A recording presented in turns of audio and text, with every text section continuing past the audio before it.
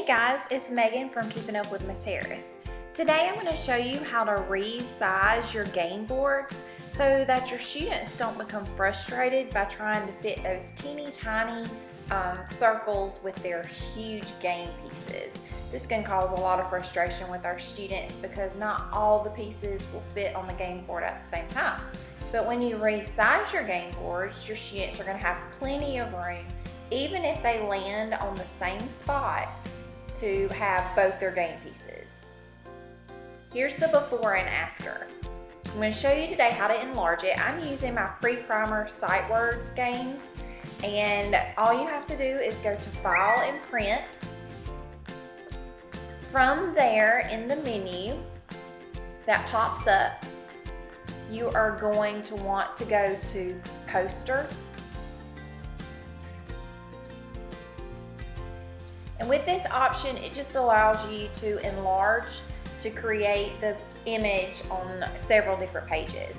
I'm going to scale mine at 200%, and that's going to give me a print of 4 pages. Okay, so it's going to take a maximum of 4 pages for this game board. Make sure that you click Current Page so that you're not printing the entire document enlarged. Okay, so this is what it looks like. I have my 4 pages, and I'm going to trim down the pages to make them fit together. If you are a perfectionist, you may want to use a ruler and draw your line so that you can cut on them. I've done this so many times though, I've gotten pretty good at cutting a straight line. From there, you're just going to start taping to see how you want your pieces to line up and make sure that the pages fit together properly. I generally do a small strip and then I put the tape on the back side where I need it to line up. So that way I can make sure that I can rearrange and pick up that page if it's not exactly straight. And you'll see at the very end, you're gonna have to go back and realign for probably a couple of pages anyway to make sure the whole thing fits together properly. Okay, again, you trim one page, and then on the other page that it's gonna fit on top of, you want to leave that side with the white so that you have a place for you to put your tape and it overlaps a little bit, making the game board a little bit more sturdy. Of course, the best thing to do is to laminate for the game board. I'm at home for the summer, so I don't have a laminator here, but I would be sure to laminate this during pre-planning. Again, just kind of take your time, make sure that all the pieces are lined up properly.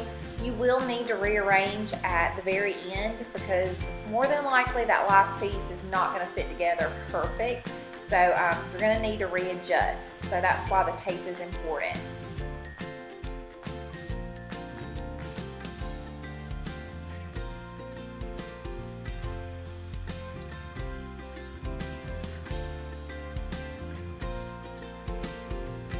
As you're doing this, make sure that the tape lays flat. If you have any bubbles in your tape, then that'll sometimes make the pieces look like it has a little bit of a gap, even though there really isn't one. So if you'll notice here, as I'm readjusting this final piece, it's not going to come together perfect. So I'm going to make it lay together perfect just with the tape, and then I'm going to need to go back and readjust all the pages to make it fit the right way. So you'll see here I am just going to go ahead and tape it and make it line up the way that it needs to. And see how it causes some gaps and how it's not laying correctly together. So I go through and I can readjust. It's generally your first page that ends up needing to be adjusted. But just after a couple of shifts and changes, your game board will lay flat, especially once you laminate it. So those are some important tips to do. Now, I do flip back over after I have it perfectly lined up, and I just tape a little bit more. That way when it goes through the laminator, it's going to go through smoothly and not create any of those creases or folds as you laminate.